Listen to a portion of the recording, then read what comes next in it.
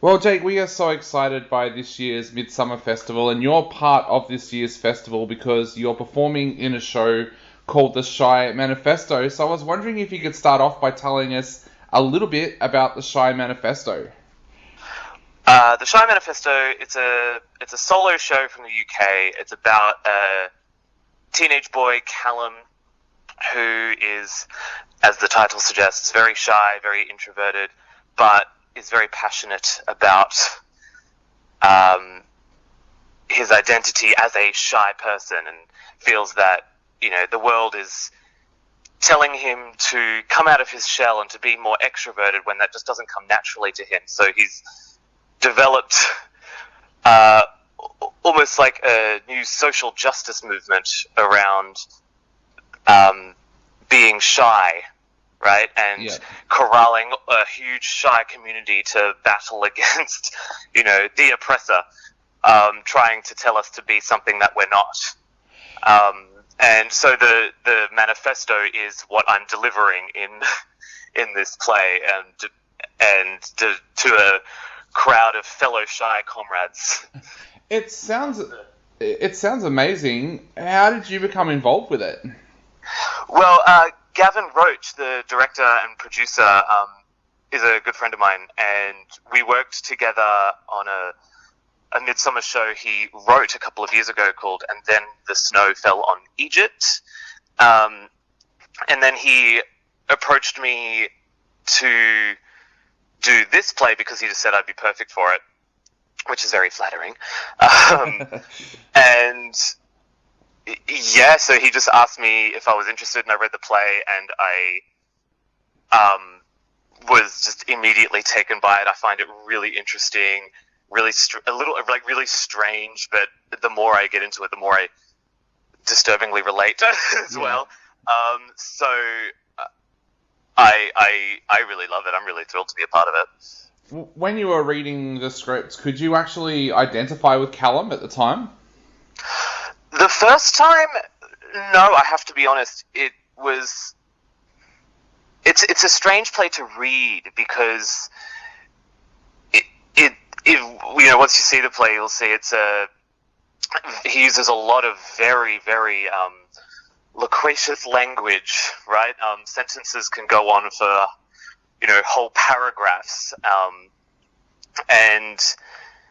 but you come to realize that so it is a little isolating at first. Yeah. But the more you go into it, the more you realize that his wittiness and the fact that he's such a wordsmith is his safe place. Yeah. And I can kind of relate. I used to read a lot. I used to, I guess, get made fun of for using big words, but it was just what came naturally to me in a way. Yeah. And I never. Yeah. So, but where I mostly relate is the introversion. I'm a theatre kid, but I'm also very much keeping to myself, and I also want to just feel comfortable with who I am, right? And I do, as an adult now, I guess I do have kind of a rage against the system, right? Yeah. About, we are taught or forced into these boxes, right? And the parallels with this play and other, social justice movements is pretty obvious, I think. But at the time when I was Callum's age, 17, I definitely didn't have the sort of drive that he has, and almost the confidence in his own identity as a shy person. It's this interesting irony. So I relate more now than when I was a teenager. Yeah.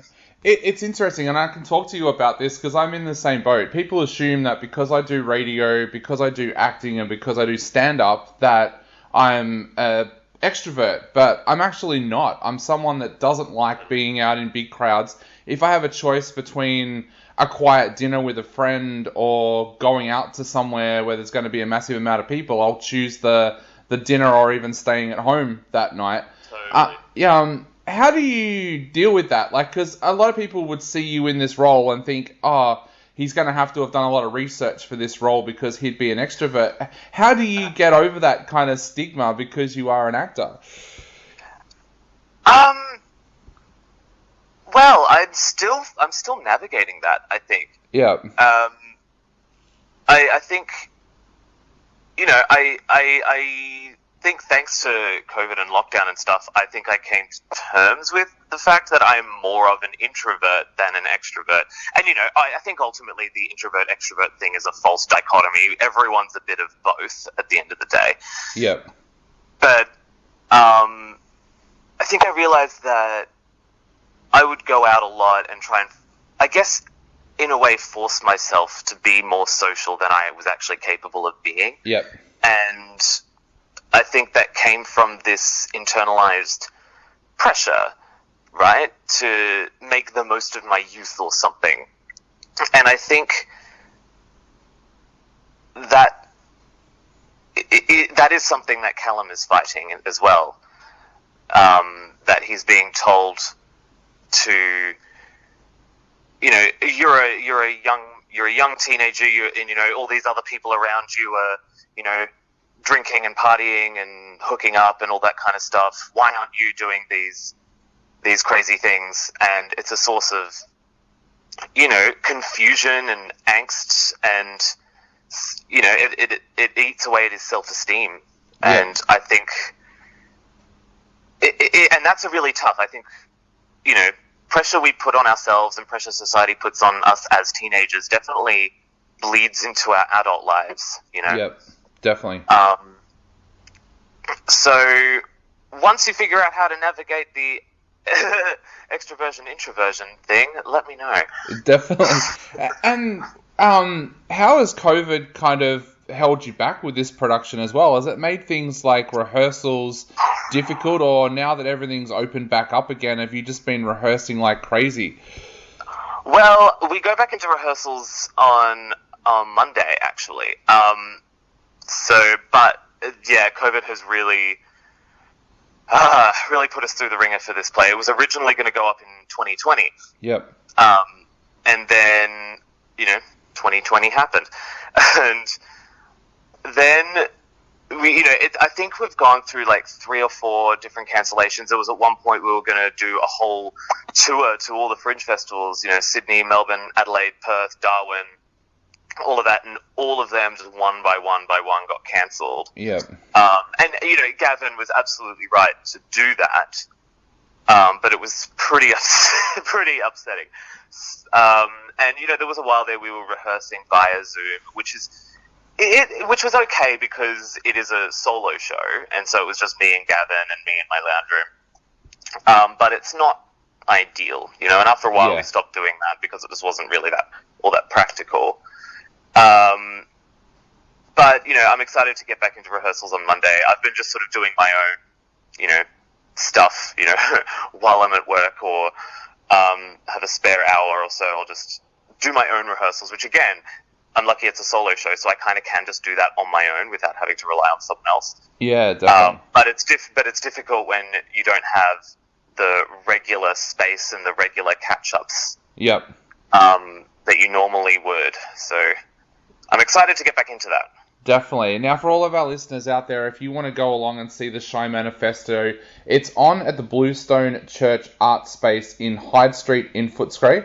It's on from the 1st to the 5th of February, 6:30 each night, and you can grab tickets right now at www.midsumma.org.au. And if you missed any of that, the link will be up on our website, and if you're listening on the podcast, the link will be directly below where you found the podcast. Jake, I guess to finish up, what would you like to say to everybody out there about why they should head along and check out the Shy Manifesto?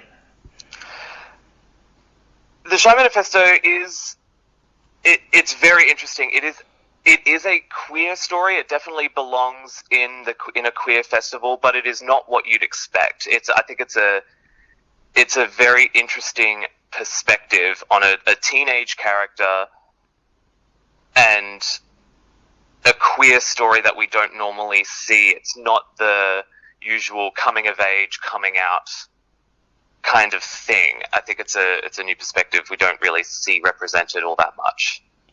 Definitely. Well, we're hoping that a lot of our listeners do head along to check out the Shy Manifesto. As I said, it's on at the Bluestone Church Art Space at Hyde Street in Footscray from the 1st to the 5th of February, 6:30 each night, and tickets are available at midsumma.org.au.